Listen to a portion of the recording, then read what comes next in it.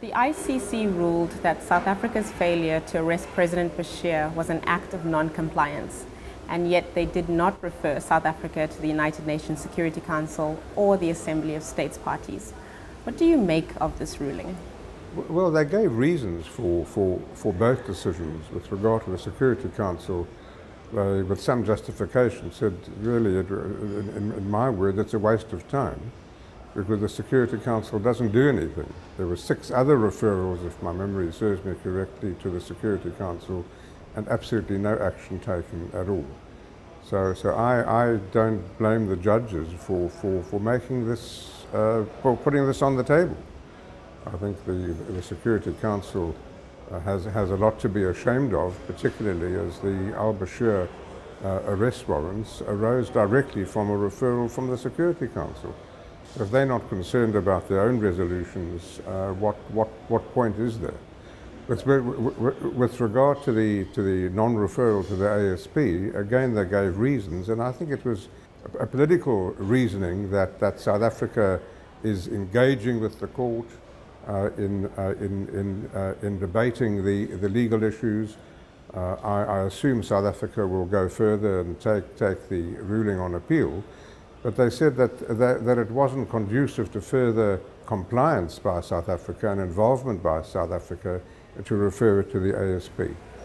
Referrals to the United Nations Security Council and the Assembly of States Parties have in the past achieved very little.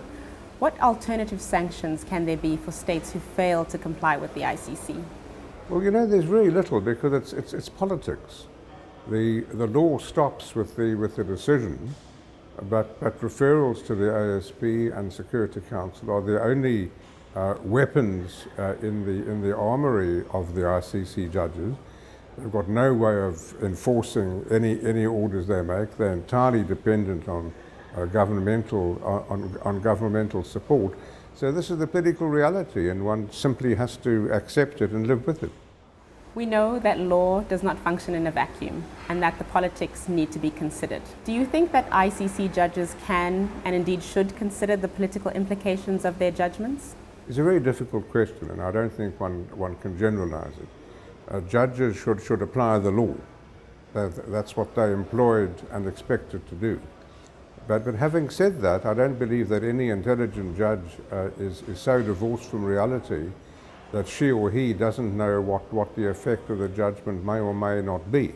So I think they're aware of the political implications, and I think in the al-Bashir case, they certainly were aware of the implications of a referral or non-referral both to the ASP or to the SC.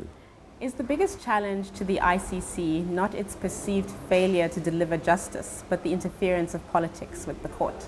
Well, you know, you can't, as I said before, you can't divorce politics from international criminal justice.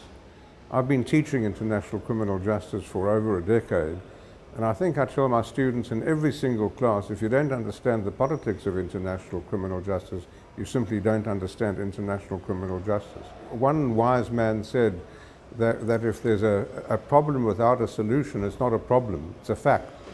The politics is a fact, and one has to accept it. You can't wish it away or will it away. So one's got to work as best one can within the political system. Thank you. Pleasure.